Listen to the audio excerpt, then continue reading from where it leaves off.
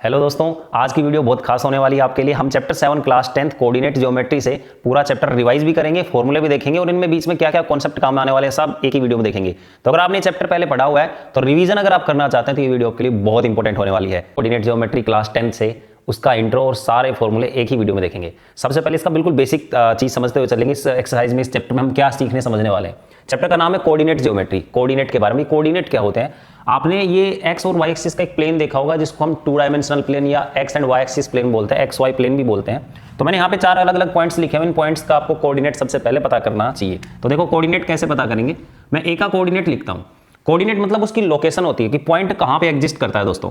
तो यहाँ पर अगर आप ए देख रहे हैं तो ए के लिए एक्स की वैल्यू 2 है और वाई की वैल्यू 1 है। तो इसका आंसर आएगा कोऑर्डिनेट का 2,1। वापस समझना, अगर मैं ए पॉइंट के कोऑर्डिनेट की बात करूं तो पहले एक्स की वैल्यू फिर वाई की वैल्यू। तो अगर आप इसकी लोकेशन देखें ए कहां पे है, एक्स एक्सिस पे तो 2 वैल्यू दे रहा है और वाई एक्सिस के लिए इसकी वैल्यू 1 हो जाती है। तो 2, 1 इसका कोऑर्डिनेट बनता है। ऐसे ही बी एक्सिस के लिए, बी पॉइंट के लिए अपनी वैल्यू क्या बनेगी, एक्स की वैल्यू तो यहाँ पे -2 है और वाई की 3 है, तो -2 एंड 3। ऐसे सी के वैल्यू अगर आप देखेंगे तो सी की वैल्यू क्या बनने वाली है, -2 है एक्स की वैल्यू और वाई की वैल्यू -1 है, -2 -1। ये आपके सी के कोऑर्डिनेट की वैल्यू हो जाती है। और डी पॉइंट आ जाता है आपका, पहले x लिखना है, 4x है और y है -1। तो आपने सॉरी यहाँ पे 4 है x और y है -1। सबसे इंपॉर्टेंट चीज़ तो समझने की वो यहाँ पे ये है कि आपको शुरुआत में x की वैल्यू लिखनी है। तो पहले वाली जो वैल्यूज हैं वो सब x है और दूसरी वाली वैल्यूज हैं y है। दोस्तों x की वैल्यू को एब्सिसा भी बोला जाता है, जो x है और ये है y। x की वैल्यू को आप एब्सिसा भी बोल सकते हैं और y की वैल्यू को ऑर्डिनेट बोला जाता है, ऑर्डिनेट। ठीक है, तो पहली वैल्यू x क्योंकि, दूसरी वैल्यू y क्योंकि, पहली वैल्यू को आप एब्सिसा बोल सकते हैं, ऑर्डिनेट बोल सकते हैं। अगर आपसे क्वेश्चन पूछा जाता है कि जैसे d वाला कोऑर्डिनेट है 4 -1, तो इसमें एब्सिसा क्या है, तो 4 है और ऑर्डिनेट है -1। यहाँ पे आपको एक चीज़ और ध्यान रखनी चाहिए, डिस्टेंस फ्रॉम एक्सिस। अगर आपको एक टॉपिक मिलता है, इससे MCQs बन जाते हैं, डिस्टेंस फ्रॉम एक्सिस।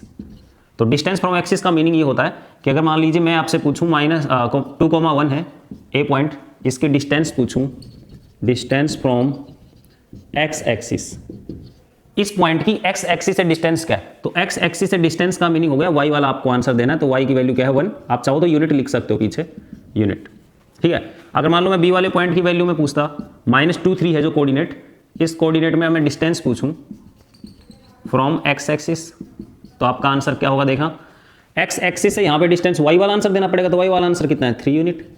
लेकिन अगर वाई एक्सिस से डिस्टेंस पूछी जाए, वाई एक्सिस से डिस्टेंस में क्या बनेगा आपका आंसर, यहाँ डिस्टेंस का आंसर बन जाएगा -2। देखो मैंने एक्स एक्सिस से डिस्टेंस पूछा तो वाई वाला आंसर दे देना आपको, और वाई एक्सिस से पूछा तो एक्स वाला आंसर देना है, तो -2। लेकिन डिस्टेंस कभी भी माइनस में नहीं होती, इसलिए आप 2 यूनिट ही लिखकर आपका आंसर देंगे। अगर इसमें मैं एक्स एक्सिस से डिस्टेंस देखूँ तो वाई वाला आंसर -1 है, यानी 1 यूनिट मेरी डिस्टेंस होगी। ठीक है दोस्तों, इसके बाद आपको यहाँ पे कुछ बेसिक चीज़ें और पता होनी चाहिए। ओरिजिन का कोऑर्डिनेट होता है 0, 0 और ओरिजिन इसको बोला जाता है, ठीक है, जो एक्स और वाई एक्सिस का बीच वाला पॉइंट होता है जहां पे इंटरसेक्ट करते हैं एक्स एक्सिस वाई एक्सिस। अगर पॉइंट ऑन एक्स एक्सिस, अगर पॉइंट एक्स एक्सिस पे होगा तो वाई की वैल्यू आपकी 0 होगी, एक्स की वैल्यू कुछ भी हो सकती है। मतलब यहां पे मैं ये कहना चाहता हूं कि पॉइंट अगर एक्स एक्सिस पे है तो वाई क्या होगा, 0 होगा। अगर पॉइंट ऑन वाई एक्सिस, अगर पॉइंट वाई एक्सिस पे है तो एक्स की वैल्यू 0 होगी और आप x = 0 लिखेंगे। ठीक है दोस्तों, पॉइंट अगर x एक्सिस पे है तो y 0, y एक्सिस पे तो x 0। सबसे पहले आपको जो 7.1 में काम आता है वो distance between 2 points, distance between 2 points. इसका आपका फॉर्मूला होता है d = √x2 - x1 का whole square plus y2 - y1 का होल स्क्वायर। ये x2 x1 कौन है आपको बता दूं मैं। अगर मान लीजिए कोई एक पॉइंट A है 2 - 3, कोई एक पॉइंट 4,5 है, तो पहली वैल्यू x दूसरी y, पहली वैल्यू x और दूसरी y, 1 1 2 2। ठीक है, ये आपके x1 x2 होंगे, इनकी वैल्यूज रख करके हम डिस्टेंस निकाल लेते हैं।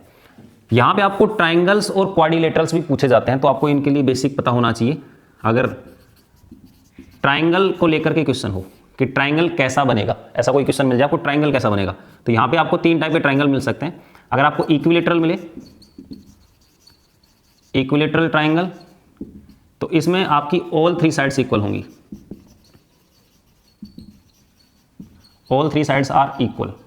देखो दोस्तों, इसको ऐसे समझना आप कि जब भी आपको ऐसा क्वेश्चन मिलेगा ना कि आपको बोला जाए कि 3 कोऑर्डिनेट्स दे दे मान लो ऐसे एक कोऑर्डिनेट एक सी कोऑर्डिनेट और दे दे 5,4 और उसमें बोला जाएगा कि आप ये बताओ ये कोऑर्डिनेट्स एक इक्विलेटरल ट्राइंगल के हैं क्या, तब तीनों साइड निकाल कर उनको इक्वेट करके दिखाना पड़ेगा। इसके बाद आता है आइसोस्केलस।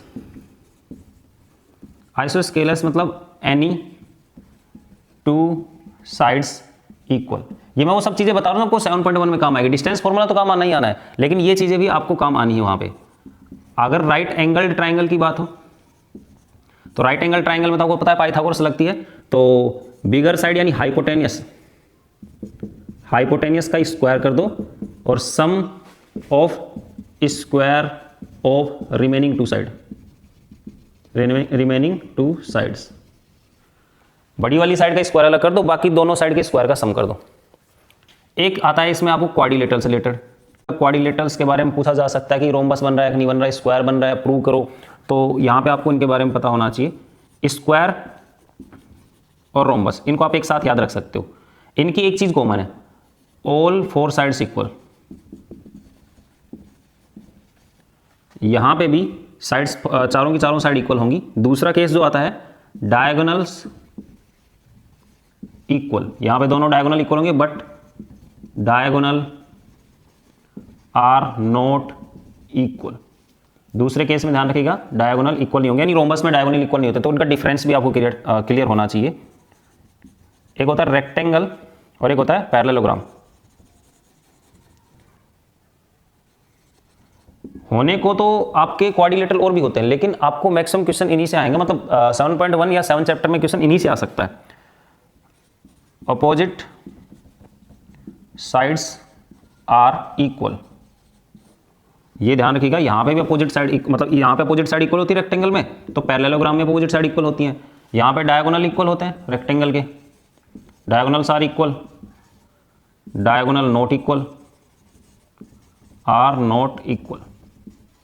ये होती है पैरेललोग्राम की खासियत। ठीक है दोस्तों, तो ये 7.1 में आपको ट्राइंगल और क्वाड्रिलेटरल से रिलेटेड डेटा मिलता है। इसके बाद इसमें एक चीज और मिलती है, इक्वी डिस्टेंस वर्ड मिलेगा। इक्वी डिस्टेंस का मतलब होता है डिस्टेंस इक्वल होना।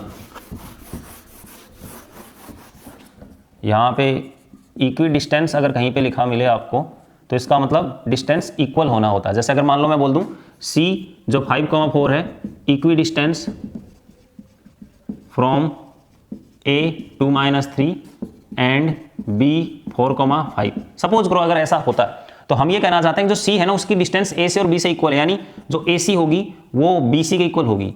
यानी C पॉइंट कहीं भी ऐसी जगह होगा जो A से और B से इक्वल डिस्टेंस पे होगा, यानी ये और ये डिस्टेंस दोनों इक्वल होंगी।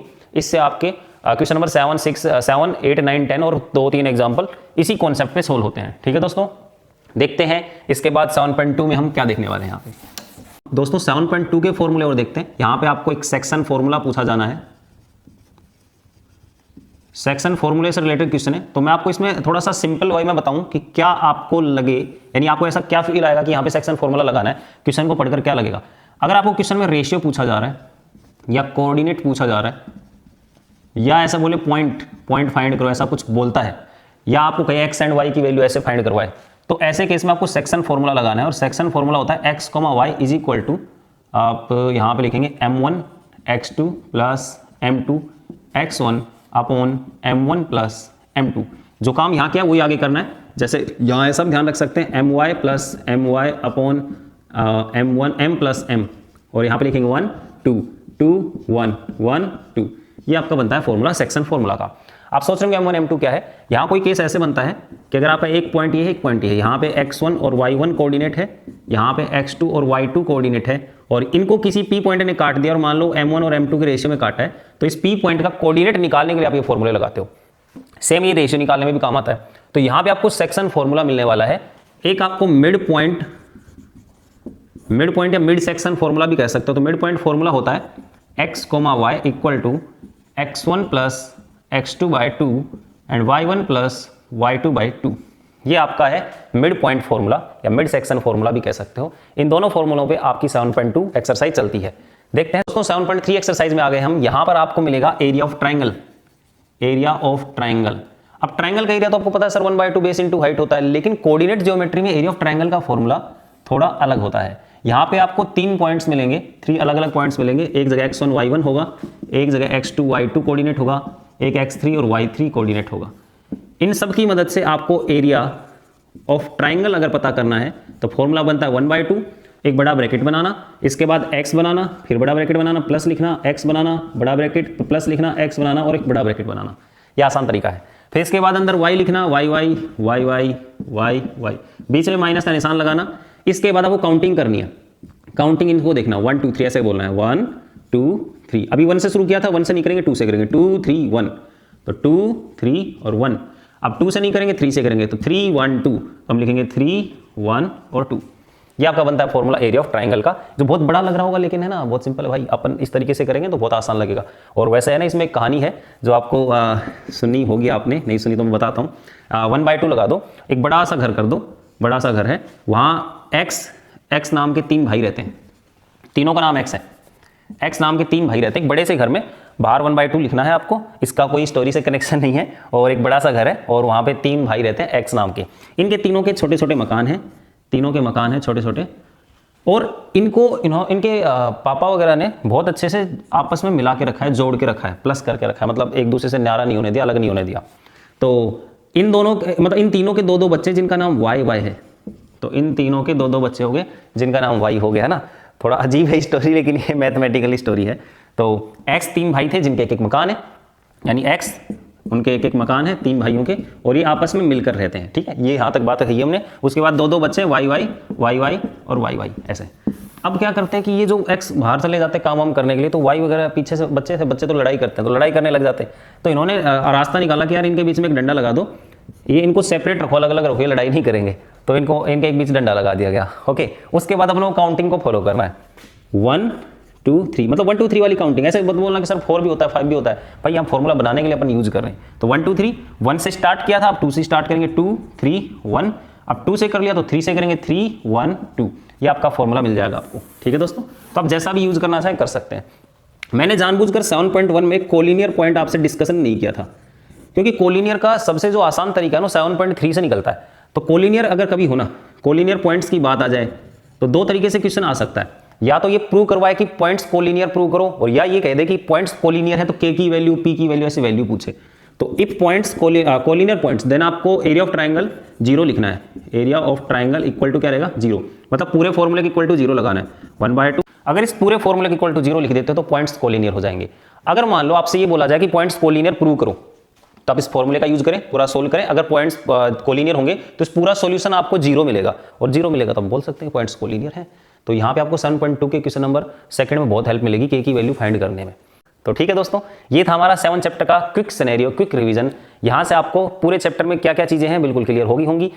इसे नेक्स्ट वीडियो में हम देखने वाले हैं इसी चैप्टर का लेक्चर नंबर 2 से, जहाँ पे हम 7.1 को सोल्व करेंगे। और अगर आपको लगता है कि आपको हर एक चैप्टर का ऐसा ही एक रिवीजन चाहिए, क्विक रिवीजन चाहिए, जिसमें आप फॉर्मूले और प्लस उसका कॉन्सेप्ट जानना चाहो, तो आप मुझे कमेंट कर सकते हैं। हम हर चैप्टर के ऐसे क्विक रिवीजन वाले छोटे छोटे वीडियोज आपके लिए जरूर अपलोड करेंगे। मिलते हैं आपसे अगली क्लास में, तब तक के लिए जय हिंद, थैंक यू।